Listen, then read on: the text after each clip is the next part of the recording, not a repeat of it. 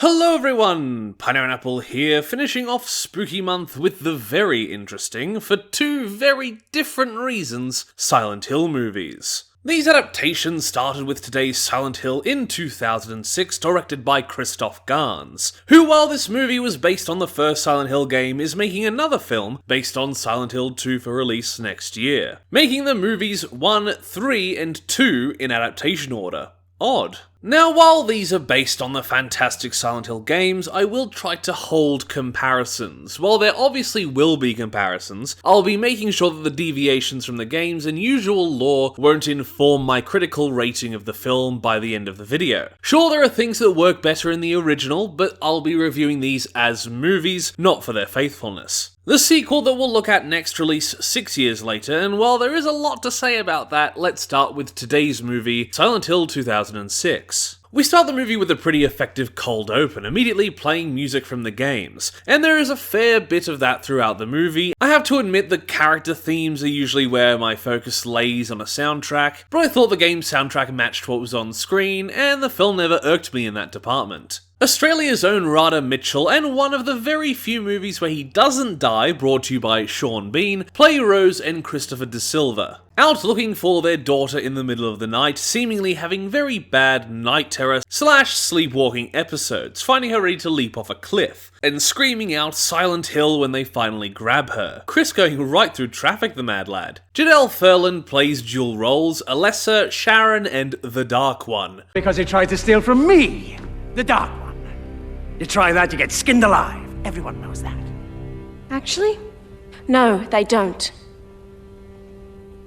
Well, they will after they discover the body. As they call her, or more simply, the dark version of Alessa. And I'll admit, along with Rose, their performances aren't perfect. Mostly in the first quarter of the film, sometimes it feels like Sharon's on drugs.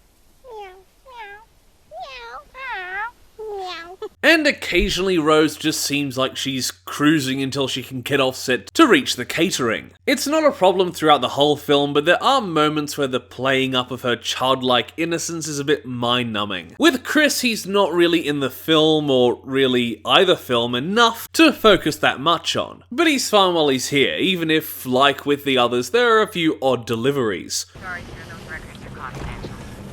No, I can't.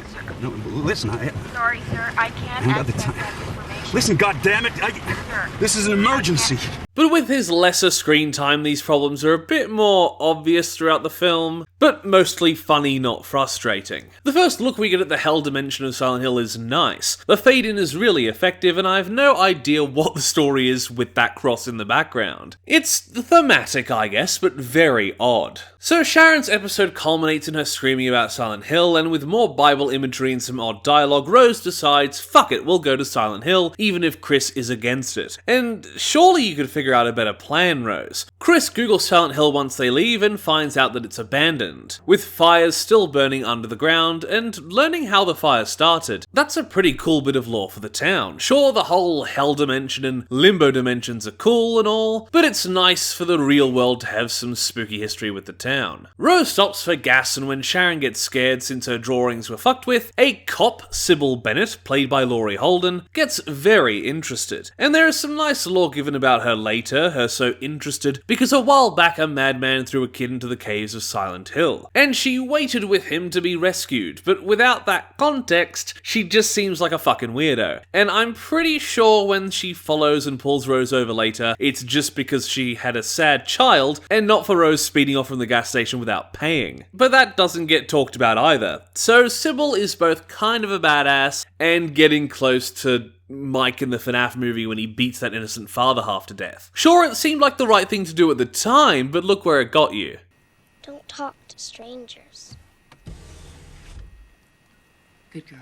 Chris gets through to Rose on the phone, asking her to put Sharon in a care facility, and I'm just here wondering, why is taking her kid to Silent Hill the first option? They could have put her in a care facility, and then both gone to Silent Hill to see what's what, putting Sharon in no danger. I'm starting to think Rose isn't taking this marriage seriously. So Rose plows through the warnings followed by Sybil and wakes up in the limbo dimension when trying to avoid a little girl on the road. And not only is this introduction to the town and this fog done pretty well, I love the way the fog looks. I'm pretty sure the fog actually being made of ashes is original to the film. And with the whole focus on the fire, I think it works pretty well, keeping the creepy look but making it fit with the narrative a lot better than if it were, say, snow. Now, while I love the look of the sign in the fog, of course not everything in the movie looks stellar. Some of the CGI and green screen can be pretty dodgy in small moments. But on the whole, for a $50 million film in 2006, the same year and amount of money as The Ant Bully, it's impressive how good a lot of the movie looks from the digital to the set design. Rose chases after who she thinks is Sharon and we get some greatly shot looks around town. And much like the beginning of the game, in fact it's doing a pretty good job harkening back, the realities shift with the sirens blasting, going from the limbo to the hell dimension. And I like the way that the transitions are done early on. We don't see the full extent like we do later, as we're much more focused on Rose, not getting a good cinematic look at the surroundings this time. The tank control camera angles replicated well, making for some good shots, and Rose is attacked by some little monsters through a wire maze, and while I don't think the movie does it intentionally, and certainly not as thought out as the games begin to do after Silent Hill 2, I like that the monsters are themed well. These little children type things could easily represent the kids that bully Alessa, and while I can excuse Pyramid Head as just iconography, the nurses are at least located in the hospital, so the story does give us a reason to see them, even if they most likely aren't representing anyone's pent-up sexual frustrations. Rose faints as the worlds switch back, the monster babies fading away, and a very ironically thematic Johnny Cash song plays. But when running away, Rose discovers just how closed off the town is, running into Dahlia, played by Deborah Kara Unger. Now, while Dahlia gets some nice moments, she seems to be a lot less involved than in the games. She wanders around the town, safe from the monsters, as she is in fact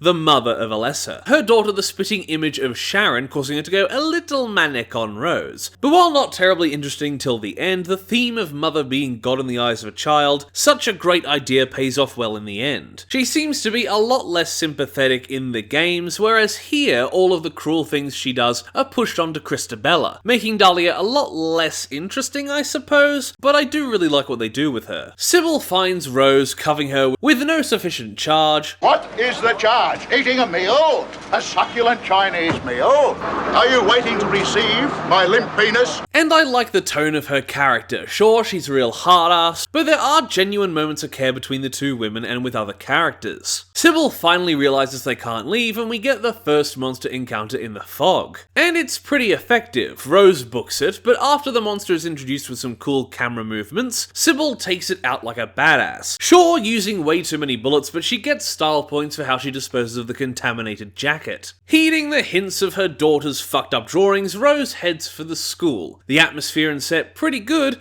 but she runs into some masked men, interestingly using a canary to sense when the worlds shift. A detail I love, considering along with their outfits with the masks and helmets, it's clear these originate from the mines that are now filled with fire. The tense music stops when Rose reaches a certain room, real video game logic there, and she starts to get flashbacks of Alessa's bullying. Not sure how it works, but she sees and follows the little girl, definitely the Alessa we see in the flashbacks, to a toilet, having to pull her next clue from the mouth of a saw trap victim. Ah, poor guy. I bet he was done in like this because he, smoked too much or something. We all know how Jigsaw can act sometimes. Wait, he most likely violated Alessa. Yeah, no, where he is pretty deserved. Just as she tries to leave, the miners try to get in, and the worlds swap, sending the men running. And we get to see the transition in all of its glory, and I think it's very well done. Once again, not perfect CGI, but pretty good. Colin starts crawling towards her. Oh, yeah, definitely a sexual predator. Look at what that tongue do. Rose runs and we see some real video game looking shots. Ew. It's like this became an arcade shooter or a pachinko machine for a second or something. And when Alessa tries to be creepy, Rose hilariously falls over. Not only is that fall really unintentionally funny, but I don't think this movie ever makes Dark Alessa scary. Creepy occasionally, but not scary. As far as I recall, the sequel does it with jump scares, but here they try harder than that with the sped up movement or trying to freak you out by using the fact that she's a creepy child. But while she can be intimidating when going full manipulative dark being, the scares just don't really fit right. From her fall, Rose gets up and is not only followed by a wave of insects but also Pyramid Head. And yeah, having Pyramid Head without the whole emotional connection does feel cheap as a game player, but I feel like he's given ample menace. This is also where Chris's plot intersects the most. Throughout the 2/3 of the film, we go back to him every now and then, him investigating Rose's disappearance along with ex-town member and cop Thomas Gucci, played by Kim Coates, who also had his hand in the Resident Evil film. The information we get from Chris's investigation is interesting, but really only 2 scenes matter. Here where he investigates the real-world version of the school, sensing Rose's presence, with Gucci thinking it's the fumes, and later on when Chris investigates where Sharon came from, going to the orphanage she was found at, and is told to back off by Gucci. But that's not the last we see of Gucci. Sure, he isn't the most involved, but Gucci does have a nice presence for both these scenes. And the intrigue is kept nicely, as we're not even sure he knows about the spooky shit going on. It's also interesting that here I realise that this is a very female-led movie, them getting the action and focus while the guys kinda do jack shit in the background. It's not obvious, but a very interesting fact. I guess Christoph just thinks that women belong in hell. It takes a lot of stress and screaming, but with the help of Sybil they escape the school and Pyramid Head. What the fuck is going on? Using the clue from the pedo's mouth, they head to the hotel, finding a ginger throwing shit at Dahlia. Now, she ain't exactly a complex or well-explored character, but Anna is at least a good way to set up the cult and its way of thinking, and oh god, what does Pyramid Head do to her? Yeah, so she's most useful as a gore scare, really. Investigating the hotel, they find a hidden path to the next building, showing where the fire started, and foreshadowing the plot twist later, but Anna leads them to the church as the world starts shifting. And while Pyramid Head does his thing, Rose and Sybil make it into the church, brought in by Christabella, played by Alice Krieger, who we last saw on the channel playing Cosmo in the Fugitive Doctor Adventures. And she plays Christabella really well. At first you know there's a creep factor to her as the crazy religious leader, but she is pretty helpful in Rose's quest. But she gets more unhinged from there, being the main reason the town is as it is, in all senses of the word, and both the strange but helpful and the bitch you want to smack the evil out of are both played excellently. After a bunch of prayer, Christabella decides to assist Rose, taking her to where the demon lives, in the hospital basement, giving her a light and prayer, but Rose is stopped when Christabella goes to give her back a locket she found on the ground, the only actual good thing she does, and that leads to Sybil going out like a mad lad, caving a guy's skull in and defending Rose till she can get the elevator moving down when Christabella starts going nuts, seeing Cheryl's face in the locket. Rose's next obstacle is the nurses, and they move pretty cool, performed by actual dancers if I'm not mistaken. Their placement is a little odd, but Rose making her way through them is tense, and she uses her smarts to distract them when she flees. Now at Alessa's room, Rose experiences flashbacks to her life. They look cool, but it is very clear exposition, as we see Alessa ostracized by like every kid at the school, and it's not like she was actually a witch or a psychic or whatever, or at least she doesn't seem to be. It's all just because she's a bastard. Dahlia doesn't tell anyone who the father is, so I guess it must be a demon. Look, I think the evil powers seemingly coming from nothing is a weaker story than the town coming about due to already existing phenomena like in the games. But with the changes in story for Christabella to be the antagonist, and Dahlia being a sympathetic character, I think the angle of this religious cult trying to burn a witch, but instead inviting evil by burning a defenseless innocent child, is a lot more interesting. Just perhaps needed a bit more clarification on how the dark side of Alessa came to be, or what it originally was, as Dark Alessa infers that it arrived, not that it was created. So the burned Alessa and Dark Alessa make a deal of sorts, plunging the town and its residents into evil. Wait, hold on. Say that again? Gucci was in fact the one that found Alessa and pulled her from the fire, tying him in well and giving him a vested interest into keeping the girl that looks like Alessa far from the truth, even if those reasons aren't really delved into. Rose meets Dark Alessa face to face, actually getting to see the real one, Dark Alessa revealing Sharon is the goodness of Alessa, but wants to end this feud, using Rose to finish the church before Sharon can be burned by them, needing help to get in thanks to their pure denial. Oh, and Lisa's there. No idea why, just because she looks creepy, I guess. The Order do manage to find Sharon and make her watch as they melt Sybil's flesh off, Christabella inciting mob mentality to make it seem just. But before they can put Sharon to the torch, Rose breaks in, walking through a few grabs and punches, telling the group exactly who they are, and how fucked they are trapped in limbo, since in their denial they've just been thinking the apocalypse happened. Look, I'm not super invested in religious symbolism, Snyder Bros have really turned me off it for the most part, but I think the way that the mob mentality is explored along with many other ideas through the lens of religion and witch trials is very interestingly done. Heresy. Burn her! Burn her! Your faith brings death! You are alone in this limbo, and God is not here.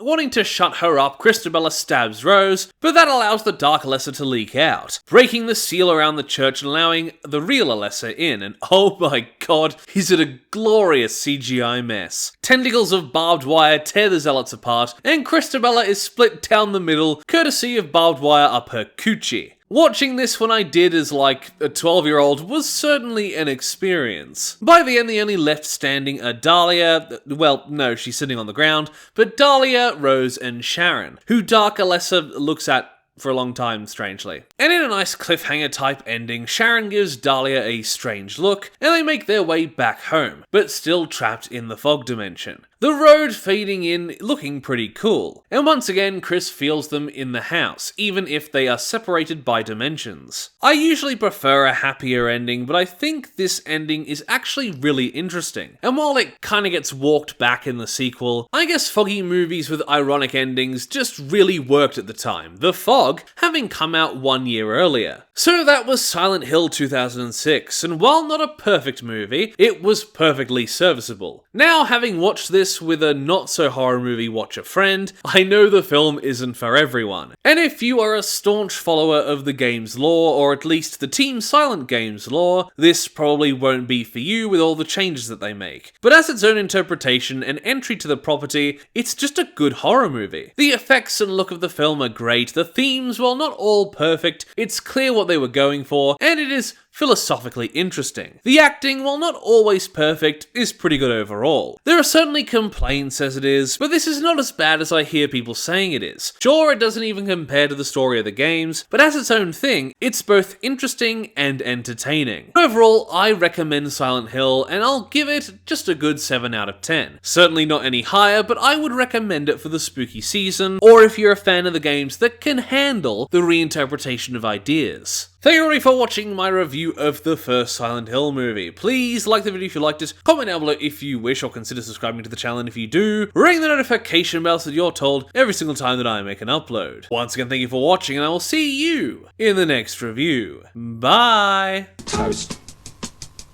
A little piece of toast.